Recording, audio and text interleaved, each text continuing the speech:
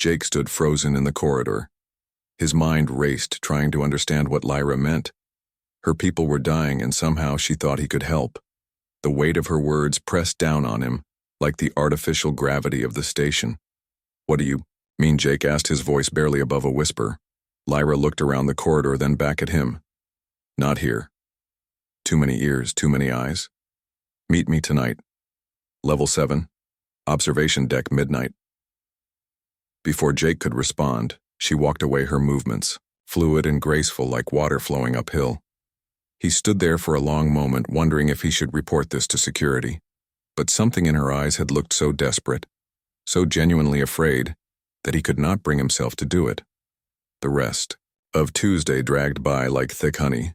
Jake made more mistakes at work. Amy, his supervisor, noticed and asked if he was feeling sick. He said yes, which was not entirely a lie.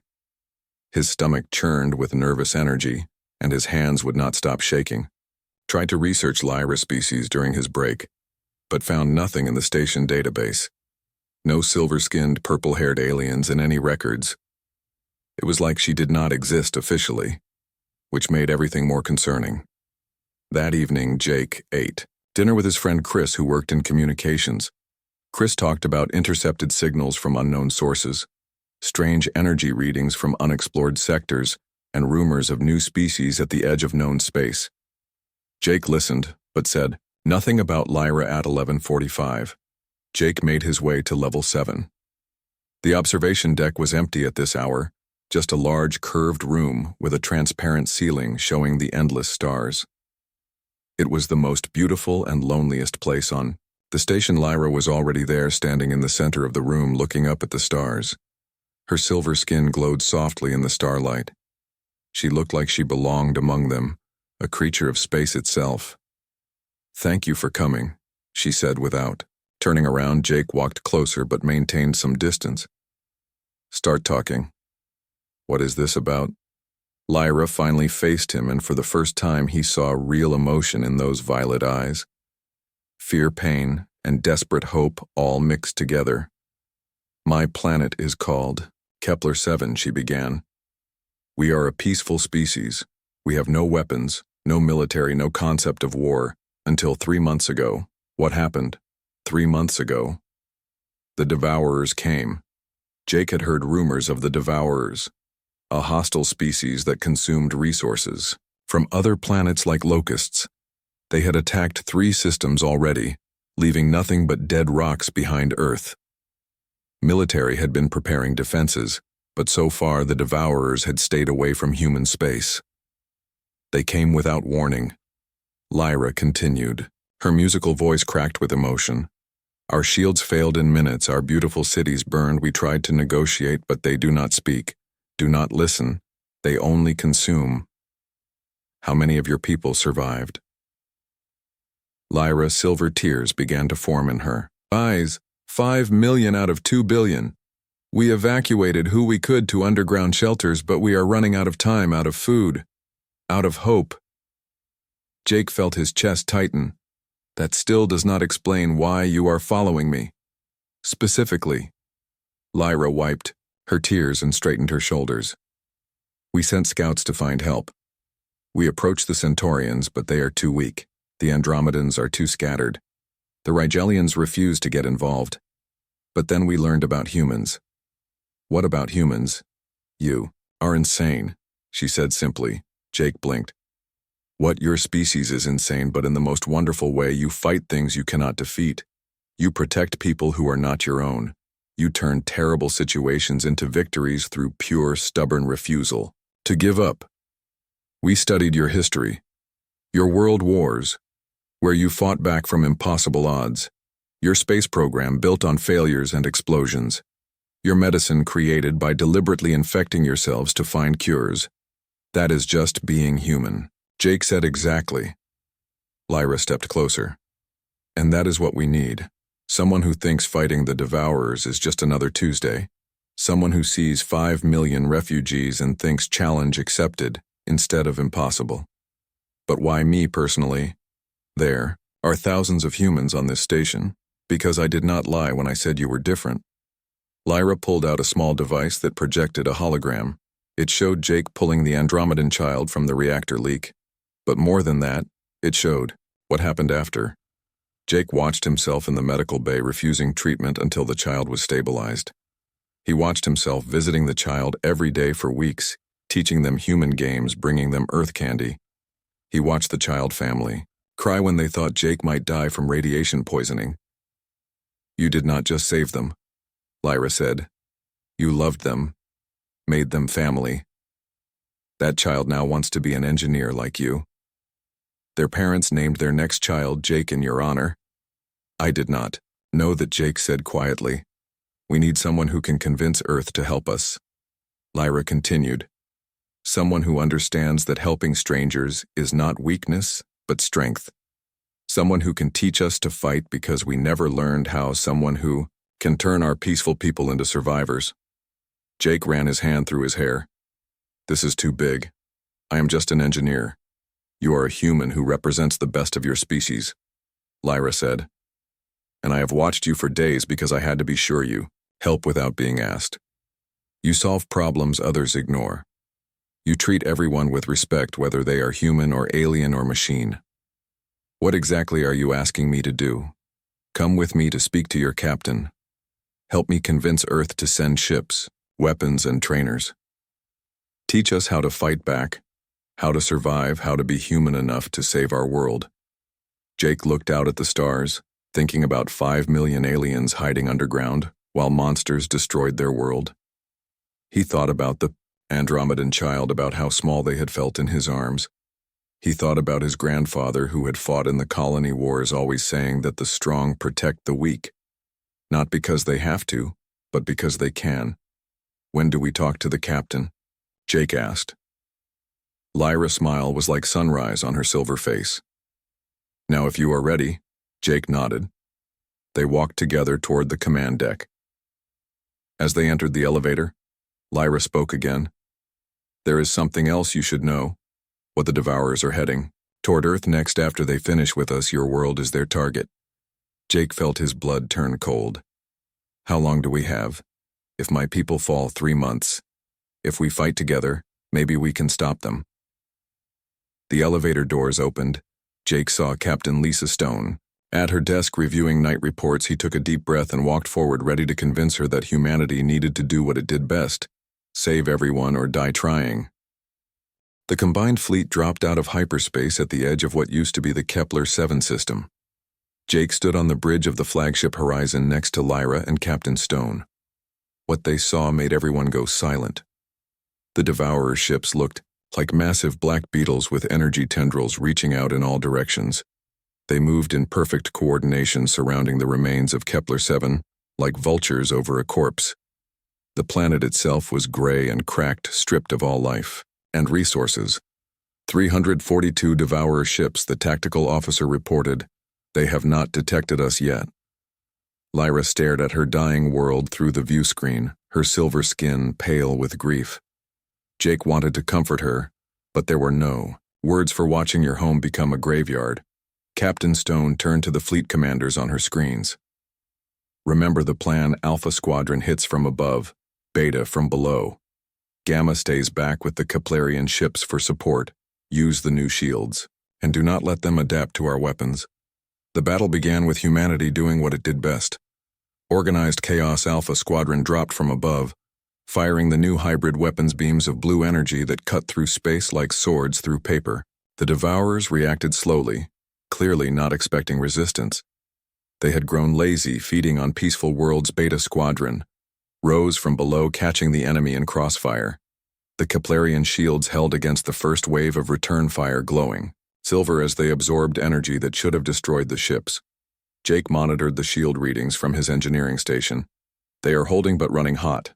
We need to rotate ships before they overload." Captain Stone nodded. "Squadron leaders, rotate on my mark. Do not give them time to adapt." The Devourers began to organize, forming their beetle-like ships into attack formations. Their energy weapons lashed out, dissolving 2 Earth ships before they could retreat. Jake watched the dots disappear from his screen and forced himself to keep working. Lyra worked beside him, adjusting shield frequencies every few seconds. The Devourers' weapons adapted quickly, But she stayed ahead, changing the mathematical patterns faster than they could. "Calculate your turn," Jake said to her as the Keplerian ships moved forward. Lyra spoke into her communicator in her musical language. The 5 Keplerian ships spread out and began to sing. Jake had not believed it when Lyra explained their plan. The Keplerians had no weapons, but they had something else. Their ships could generate harmonic frequencies that interfered with energy fields. It was how they had traveled space peacefully for centuries, using sound to navigate and communicate. Now they weaponized it. The singing was not heard but felt a vibration that passed through every ship, making Jake teeth ache. The Devourer ships began to shake. Their energy tendrils flickered and failed. Their shields crackled with interference. "Now, Captain," Stone shouted. "All ships concentrate fire." The combined fleet unleashed everything they had. The hybrid weapons powered by human aggression and Keplerian precision tore through the weakened Devourer shields. Ships that had seemed invincible began to explode in silent bursts of light. But the Devourers were not stupid. They started to adapt, spreading out to avoid the harmonic weapon. Some ships sacrificed themselves, ramming into Earth vessels. Others formed smaller groups harder to target. "Are losing too many ships." The tactical officer reported 17 Earth ships down 3 Keplerian. Jake watched the battle unfold like a deadly dance. Humanity fought with controlled fury, using tactics learned from thousands of years of war. The Keplerians supported them, maintaining shields and disrupting enemy systems. But the Devourers had numbers. Then something unexpected happened.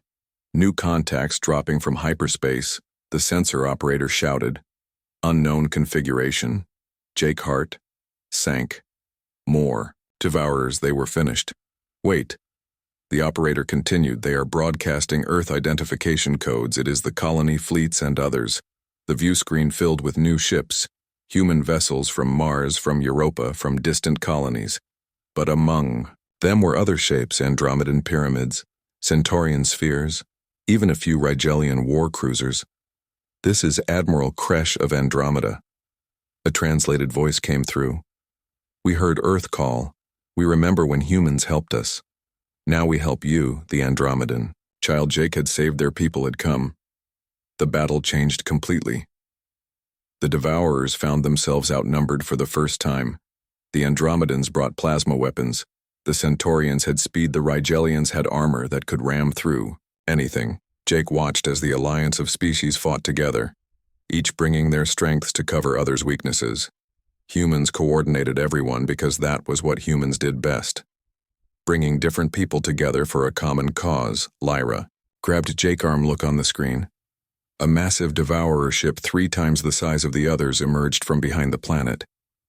It pulsed with dark energy, and smaller Devourer ships began to merge with it. "It is their queen ship," Lyra said. "If we destroy it, the others will scatter." Captain Stone did not hesitate. "All ships target the queen. Everything we have." The combined fleet turned as one. Hundreds of different weapons from dozens of species all pointed at one target.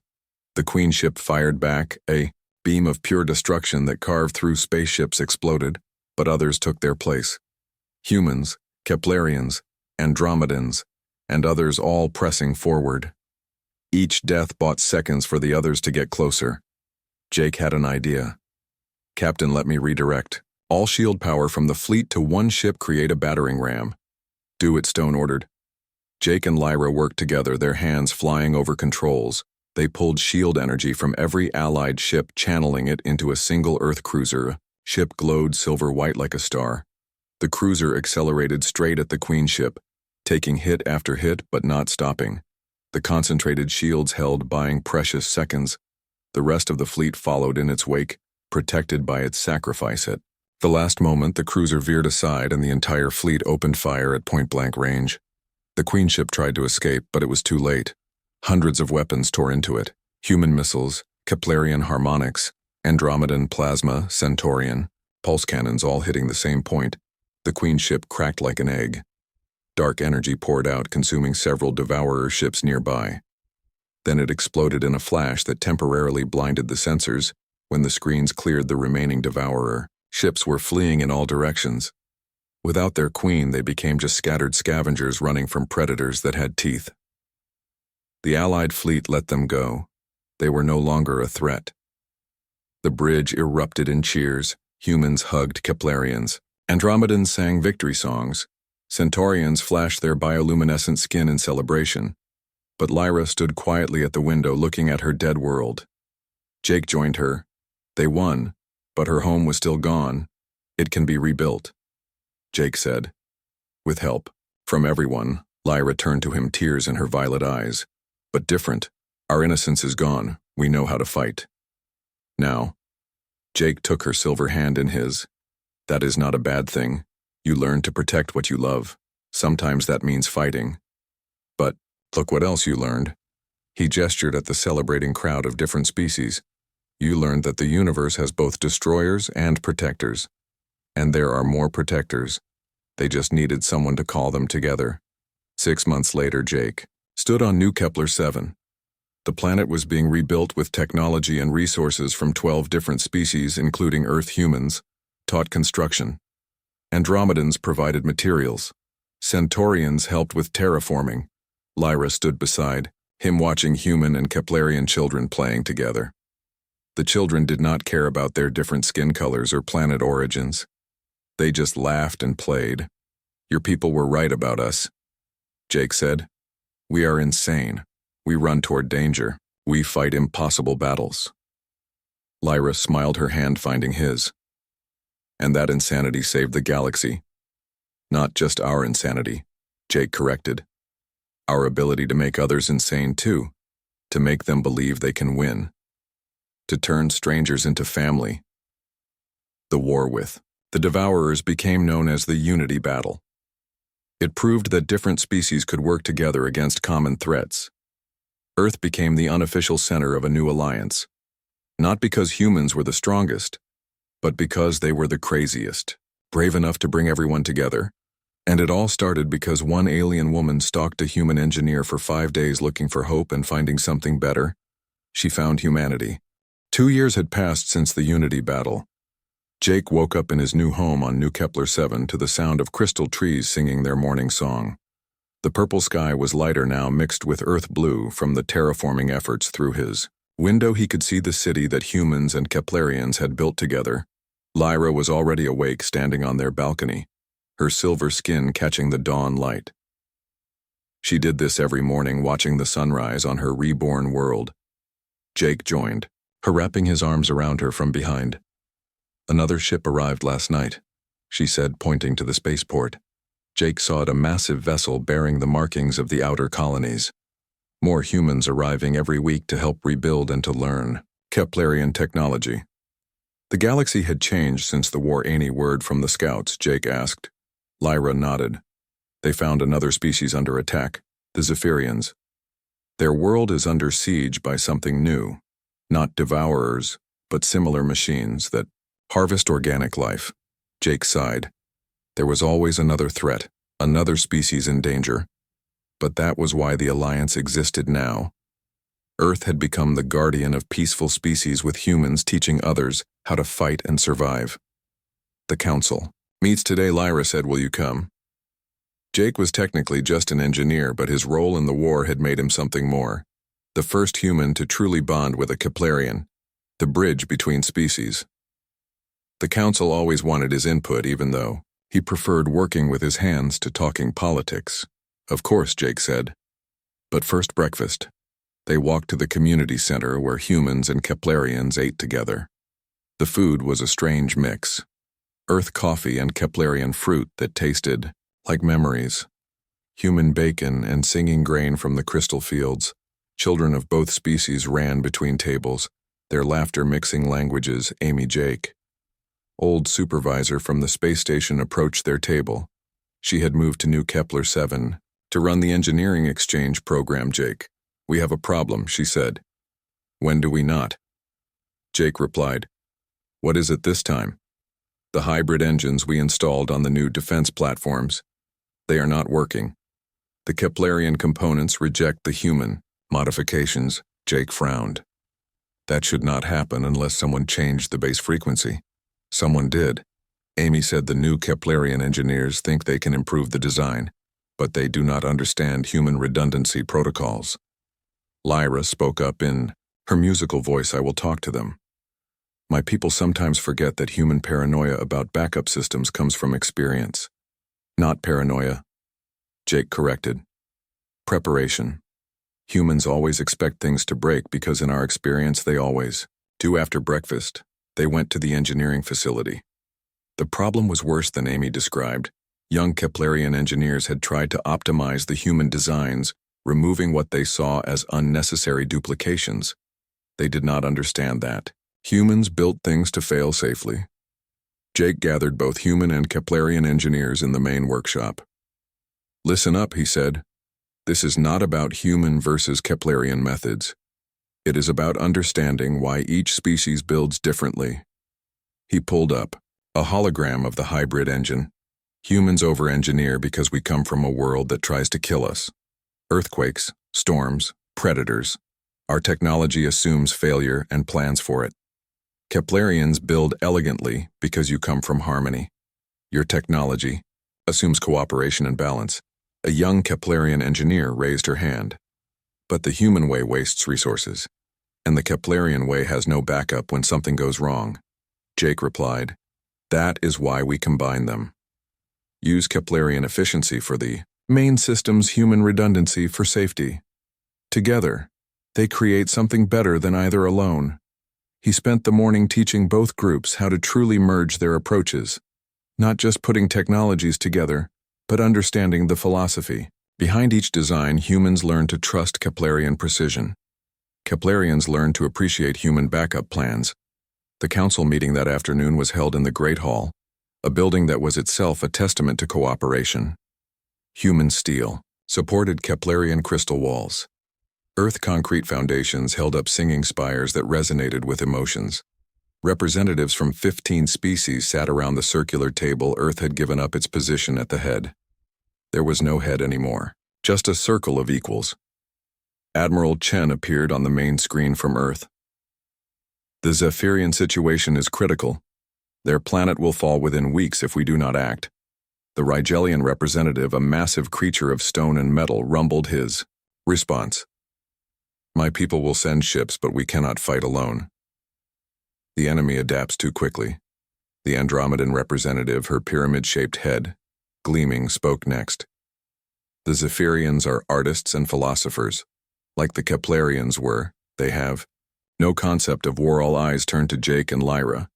They had become the symbol of what peaceful species could become when taught by humans. We will go, Jake said, but not just to fight, to teach, to show them what we learned, that peace and war are not opposites but tools, both needed for survival. Lyra added, we will bring teams half human, half Keplerian, show them how we combined our strengths. The council agreed. Within days a fleet was assembled. The Alliance had learned from the Unity battle. This time they would not wait for the enemy to grow stronger. They would strike fast and hard before leaving. Jake visited the memorial wall in the city center. Names of everyone who died in the Unity battle were carved in stone, and crystal human names, mixed with alien ones, no separation by species. Just alphabetical order, united even in death. A small Andromedan child stood before one name, touching it gently. Jake recognized her, the daughter of the pilot who died ramming a devourer ship. My father, she said in accented English. He died brave like human. He died protecting others. Jake said, that is not just human anymore. That is what the Alliance means. The child looked up at him with large compound eyes. Will you teach Zephyrians to be brave? Jake knelt down to her level. Bravery is not about not feeling fear. It is about doing what is right despite fear. Your father knew that. The Zephyrians will learn too. The fleet launched 3 days later. 50 ships carrying teachers as well as soldiers, engineers alongside warriors. Humans had given the galaxy something more than technology or tactics. They had given it hope and the crazy idea that anyone could be a hero. Jake stood on the bridge of the lead ship, Lyra beside him. Behind them, crews of mixed species worked together. They were heading into danger again, but Jake was not worried. Humans had been running toward danger for thousands of years. Now they were teaching the whole galaxy to run with them. The Zephyrian system appeared on the view screen. Under siege by mechanical harvesters, Jake saw fear in the crew eyes, but also determination. They had learned the human secret, that being terrified and being brave happened at the same time. Lyra squeezed his hand, remembering when she first stalked him in that cafeteria. She had been looking for a warrior, but found something better. She found a teacher who showed her that strength came not from weapons, but from the willingness to stand up for others. The fleet accelerated toward the enemy. Humans and Keplerians, Andromedans and Rigelians all united in purpose. They would save the Zephyrians or die trying, because that was what the Alliance did now. They had learned from humanity that the most powerful force in the universe was not weapons or technology, it was people standing together, refusing to let others fall. Jake Miller walked into the space station cafeteria at exactly 7 in the morning, like he did every day for the past 3 years. The metal floors echoed under his work boots as he grabbed his usual coffee and protein pack from the dispensers. He liked routine. It made life predictable on a station floating millions of miles from Earth. That Monday morning was different, though.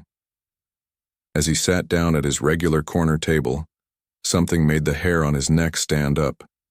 He looked around the half-empty cafeteria and saw her. She sat 3 tables away, facing him directly. Her skin was silver, not metallic, but soft-looking, like moonlight on water.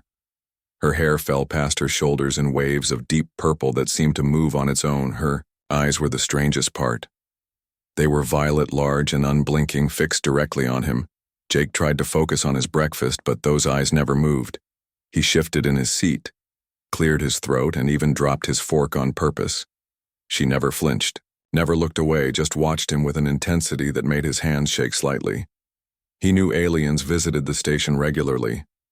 Earth had made contact with 12 different species in the last 50 years, but none of them looked like her. Most aliens avoided humans, preferring to deal with the automated systems or staying in their own sections. This one was different. She was studying him. After 20 uncomfortable minutes, Jake stood up to leave. As he walked past her table, he noticed she had no food, no drink, nothing, just sitting there watching. When he reached the door, he glanced back. She had turned in her chair, still watching him. The engineering deck was Jake's sanctuary. He understood machines better than people. Machines were honest. They either worked or they did not. They never lied, never pretended, never watched you with mysterious violet eyes. He lost himself in checking the reactor readings and adjusting the power flow to the outer rings. 2 hours into his shift, movement caught his eye through the observation window. Someone stood in the corridor outside. At first, he thought it was his supervisor, Amy, but when he looked closer, his breath caught. It was her. She stood perfectly still by the large window that looked out at the stars. Her silver hands pressed lightly against the glass. Her purple hair floated around her shoulders as if she was underwater. Jake watched her reflection in the window. She was not looking at the stars. She was watching him again. Jake tried to concentrate on his work, but made 3 mistakes in a row, something that had not happened since his first week on the job. His hands fumbled with the controls. His mind kept drifting to the woman outside. Why was she following him? What did she want at lunch? He deliberately went to a different cafeteria on the opposite side of the station. He sat with his back to the wall so he could see everyone who entered. She never appeared. Jake relaxed slightly and actually tasted his food for the first time that day. But when he returned to his quarters that evening, she was there. Standing at the end of his corridor, examining the human artwork on the walls as if she was a tourist, Jake stopped walking. His heart pounded in his chest. Of him wanted to run, but a bigger part was curious. He walked slowly toward his door. As he passed her, she spoke for the first time. Her voice was like music, soft and flowing with notes. His human ears could barely process. "Please do not fear me," she said in perfect English, though her mouth moved differently than the words suggested some kind of translation device. Jake stopped but kept his distance. "Who are you?" "My name is Lyra. What do you want? To understand?" she said, then walked away, leaving Jake with more questions than before. Tuesday morning, Jake woke up earlier than usual. He could not stop thinking about Lyra, about her strange beauty, her mysterious behavior, her cryptic words. He decided to confront her if she appeared again. She did. This time she stood outside the gym where Jake worked out before his shift. He saw her through the glass doors standing in the corridor pretending to read a human information board, but her eyes were on him. Jake pushed through his exercises harder than usual, trying to show he was not afraid, trying to prove something, though he was not sure what. When he finished, he walked straight toward her. She did not run, did not move, just watched him approach with those impossible violet eyes. Up close he could see her skin had a faint shimmer like pearl dust. Her features were almost human, but too perfect, too symmetrical. "Why are you following me?" Jake asked. "You are interesting," she replied. "Everyone on this station is interesting. We have humans from 30, different Earth countries, and aliens from 12 planets. Why me? Because you are different from the others." How she tilted her head, studying his face. "You saved the Andromedan child." Jake's stomach dropped. That had happened 2 years ago. A reactor leak in the alien quarter had trapped a young Andromedan in a contaminated zone. Jake had gone in without proper protection, pulled the child out, and spent a week in the medical bay, recovering. Anyone would have done that, Jake said. "No," said Lyra. "They would not. I have watched, I have seen humans walk past danger that does not affect them. But you did not." Jake felt uncomfortable under her gaze. "That does not explain why you are stalking me." She seemed to consider the word stalking implies threat. "I mean, no harm, I am observing. Why to make a choice? What kind of choice?" She looked away for the first time since they started talking, the kind that will determine if my people live or die. Captain Lisa Stone looked up from her reports as Jake and Lyra entered her office. Her brown eyes narrowed at the sight of the unknown alien, but she remained calm. Lisa had not become the youngest station captain in Earth history by panicking at surprises. "Jake, I was not expecting you," Lisa said, then looked at Lyra. "And you are not in our visitor database, Captain. This is Lyra, from Kepler 7. Jake said quickly. "We need to talk to you about something. Urgent." Lisa leaned back in her chair, studying them both. "It is 2 in the morning, Jake. This better be important. The Devourers are coming to Earth," Jake said. Lisa shot up from her chair, her calm expression cracking. "Explain." Now Lyra stepped forward and told her story again. Her voice remained steady, but her silver hands trembled as she described the destruction of her world. Lisa listened without interrupting, her face growing harder with each detail. When Lyra finished, the office fell silent. "Show me proof," Lisa said. Lyra activated her holographic device, filling the room with images of Kepler 7 before and after the attack. Jake had to look away from some of them. Cities turned to ash, bodies floating in space, children running from shadows that consumed everything they touched. Lisa studied each image carefully. "How many ships do the Devourers have?" "We counted at least 300 before our sensors failed," Lyra replied. "But survivors reported seeing more arriving every day." "What are their weapons?" "Energy beams that dissolve matter at the molecular level." Lyra explained, "Shield penetrators that ignore most defenses, and they adapt. They learn from each battle, getting stronger." Lisa walked to her window, looking out at the stars. "Earth has 70 combat ships. We cannot fight 300. "That is why we need to work together," Lyra said. "My people have technology that could help, but we do not know how to weaponize it. We never needed to before." "What kind of technology?" Lisa asked. Lyra touched her device again. This time it showed schematics that made Jake head spin as an engineer. Energy fields that could be converted to weapons propulsion systems faster than anything Earth had. Shield harmonics that might resist the Devourers' weapons. Jake studied the designs, his engineer mind already working. "These could be adapted. Our weapons with your shields, our tactics with your technology. We could upgrade the entire fleet." Lisa turned back to them. How long would it take? Working together, maybe 6 weeks? Lyra said. My people learn quickly when motivated. We might not have 6 weeks, Lisa said. Then we work faster. Jake said, Captain, you know what humans do best. We take impossible situations and find solutions. We did it during the Mars crisis, during the colony wars. We can do it. Again, Lisa was quiet for a long moment, then activated her communication system. Lieutenant Patterson, wake up the senior staff emergency meeting in 10 minutes and get me a direct line to Earth Command. Priority 1. She looked back at Jake and Lyra. You two stay here. You will need to repeat everything to my staff and then to the admirals on Earth. The next 3 hours were chaos. The senior staff arrived confused and sleepy, but quickly became alert as Lyra told her story again. Earth Command took longer to convince, but the images of destruction and the threat to Earth finally swayed them. Admiral Chen, the head of Earth military, spoke from the main screen. We will send 30 ships immediately. The rest will follow as soon as possible. We are also activating reserve forces and calling in the colony fleets. Thank you, Admiral, Lyra said, tears streaming down her silver face. Do not thank us yet. Chen replied, we are doing this to save Earth too, but your people will need to share everything. Technology, culture, weaknesses, everything. We will share it all. Lyra promised. Wednesday morning, the station transformed from a peaceful trading post into a military command center. Ships began arriving from Earth carrying weapons, troops, and engineers. The cafeteria where Jake first saw Lyra became a strategic planning room. Jake found himself appointed as liaison between human and Keplerian engineers. He spent 18-hour days translating ideas, converting technologies, and solving problems that seemed impossible.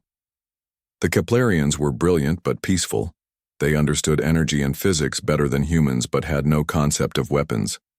How do you make something that creates to instead destroy one?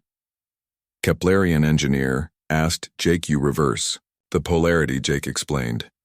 You take the same energy that builds and make it tear apart instead. The Keplerian looked sad, but nodded. Is this what being human means? Learning to destroy? No, Jake said. It means learning to protect. Sometimes, protection requires destruction, but the goal is always to save lives, not take them. Lyra worked alongside him, teaching her people human concepts of strategy and tactics. She was a quick learner, understanding that survival sometimes meant fighting. She also taught humans about Keplerian technology, showing them energy manipulation techniques that seemed like magic. Thursday brought bad news. Scout ships reported the Devourers had finished with Kepler 7 and were moving faster than expected. Earth had 2 months, not 3. The pressure increased. Everyone worked harder, slept less, ate while standing at their stations. Jake and Lyra often worked side by side late into the night. She told him about her world before the attack. Cities that sang. In the morning, forests of crystal trees that grew music instead of fruit, oceans that glowed with bioluminescent life, that responded to emotions. We had no word for war, she said one night. In our language, the closest concept was disagreement. We thought the universe was like us, peaceful, eager to share and learn.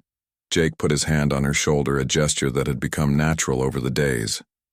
Humans used to be worse than the Devourers. We fought everything, including ourselves. But we learned. We grew.